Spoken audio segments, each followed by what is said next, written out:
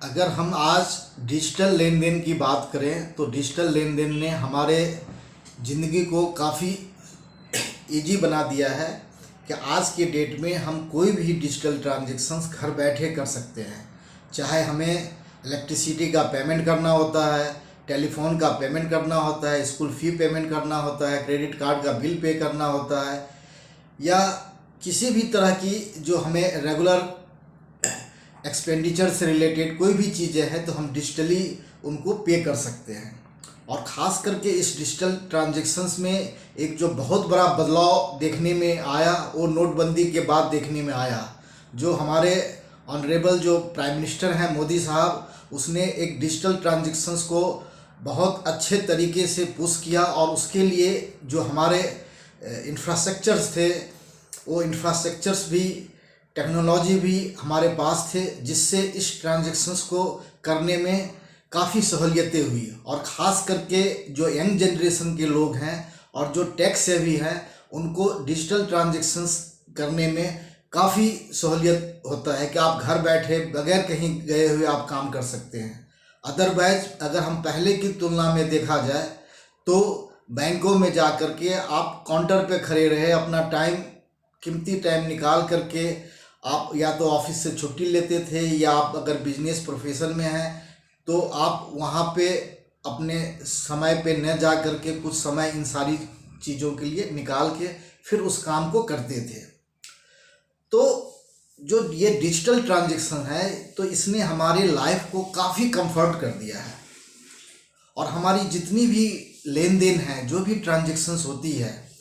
वो बिल्कुल finger tips पे यूँ हो जाता है। और इस डिजिटल ट्रांजेक्शन्स में जो एक रिवोल्यूशनरी जो स्टेप्स हैं उसमें कई पेमेंट बैंक ने भी निभाया है। पेटीएम है, फ़ोनपे है, गूगल पे है, अमेजॉन पे है, और उससे भी जो सबसे बड़ा जो कंट्रीब्यूशन रहा वो भीम यूपीआई है। भीम यूपीआई के सहारे आप कोई भी ट्रांजेक्शन्स बिल्कुल मिनटों में आप कहीं से कहीं कर सकते हैं, किसी को भी दे सकते हैं। तो ये बहुत बड़ा बदलाव देखने को आया जो हमारे पूरे बैंकिंग सिस्टम को, फाइनेंशियल सिस्टम्स को काफ़ी स्ट्रेंथन दे दिया और लोगों के लाइफ को काफ़ी कंफर्ट में देने लगा। तो जहाँ एक तरफ हम अभी देख रहे हैं कि हमारे इन डिजिटल ट्रांजेक्शन से हमारी लाइफ काफ़ी इजी हो गई है, काफ़ी कंफर्ट हो गया है, उसी तरह से हमारे पास एक बहुत बड़ा चैलेंज आ गया है। चैलेंज आ गया है कि आजकल डिजिटल ट्रांजेक्शन्स के नाम पे बहुत तरह के फ्रॉड होने लगे हैं, और इन फ्रॉड को आजकल आए दिन, चाहे बैंक हो, चाहे आपका जो भी फाइनेंशियल ट्रांजेक्शन्स किसी भी इंस्टीट्यूशन से करते हैं, रोज़ वो इंस्टीट्यूशंस कई तरह के एडवाइजरी लोगों को इशू करते हैं एसएमएस के ज़रिए, फ़ोन कॉल के ज़रिए, और वो हमेशा एजुकेट करने की कोशिश करते हैं कि आप इस तरह के डिजिटल फ्रॉड से बिल्कुल बच के रहे। अदरवाइज इस तरह के डिजिटल फ्रॉड को करने वाले जो हमारे क्रिमिनल्स हैं, जो आपके इस डाटा को लेकर के आपके नेम, आपके बैंक अकाउंट, आपके क्रेडिट कार्ड, उनके पिन, बहुत तरह की इस तरह की डिटेल्स आपसे मांगते हैं, और आपके बैंक को हैक करके आपकी जितनी भी जमा पूंजी है, आपकी जितनी भी ज़िंदगी की कमाई है, उसको वो मिनटों में बिल्कुल खाली कर देते हैं। तो एक तरफ जहां हमारे को सहूलियत मिली है, कंफर्ट मिली है, वहीं हमें दूसरी तरफ जो है हमारे को बहुत बड़ा चैलेंज है कि हम इस तरह के फ्रॉड से अपने आप को कैसे बचें और बचा के रखें, और कैसे दिशा निर्देश को हम पालन करें। तो आज का जो मेरा ये वीडियो है, ये टॉपिक है, हम आज जितने भी हमारे करोड़ों भाई बहन हैं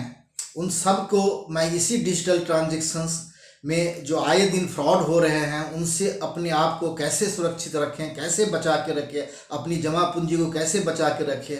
तो इनको आपको एजुकेट करना बहुत ज़रूरी है, आपको कुछ बातें बताना बहुत ज़रूरी है।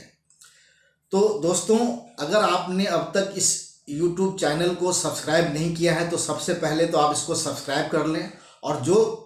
भी फ्रेंड्स, हमारे दोस्त इसको सब्सक्राइब कर लिए हैं तो आप ज़रूर इस वीडियो को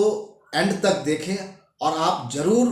हमें प्रोत्साहित करने के लिए इसको ज़रूर लाइक करें। और अगर आपको डिजिटल लेन देन से किसी भी तरह की कोई भी सवालात आपके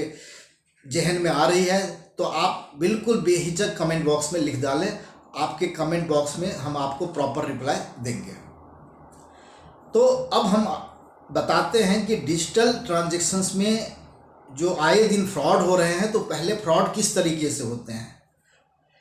कि आज चाहे आप एजुकेटेड हैं, अनएजुकेटेड हैं, लेमैन हैं, और आज के डेट में अगर आप देखें कि जब भी आप बैंक में अकाउंट ओपन करने जाते हैं तो बैंक वाले आपको इंटरनेट बैंकिंग पासवर्ड भी दे देता है, डेबिट कार्ड भी दे देता है। तो हमारे जितने भी देशवासी हैं सब बहुत ही एजुकेटेड नहीं हैं। कई लोग छोटे कस्बों में रहते हैं, छोटे शहरों में रहते हैं, प्रॉपर तरीके से एजुकेशन नहीं है, और कई लोग एजुकेटेड है भी तो इनको इन ट्रांजैक्शंस के बारे में पूरी जानकारी नहीं होने से कई बार ऐसे धोखेबाजों का शिकार बन जाते हैं। तो हमें क्या करना चाहिए? हमें सबसे पहले ये करना चाहिए कि आजकल जो एक हमारे को कंफर्ट फील कराने के लिए हर तरह की जो सूचना है वो हमारे मोबाइल पे या हमारे ईमेल के माध्यम से उपलब्ध होती जा रही है। कई बार लिंक आ जाता है हमारे को, तो हो सकता है कि वो लिंक जेन्युइन है नहीं है। कई बार आपको इस तरह के मैसेज आएंगे कि आपका एटीएम कार्ड ब्लॉक होने जा रहा है, आपका एटीएम कार्ड एक्सपायर हो गया, या आपके अकाउंट्स में कुछ इस तरह की डिटेल्स हैं, तो हमने आपको एक लिंक भेजा है, आप उस लिंक को क्लिक करके आप अपनी सारी डिटेल्स को फिल करें। जब भी आपको इस तरह के कोई भी लिंक आए, पहले चीज़ है कि इस लिंक का आप बिल्कुल रिस्पॉन्ड ना करें, उस लिंक को बिल्कुल भी ओपन न करें। अगर आपको अपने बैंक से या फाइनेंशियल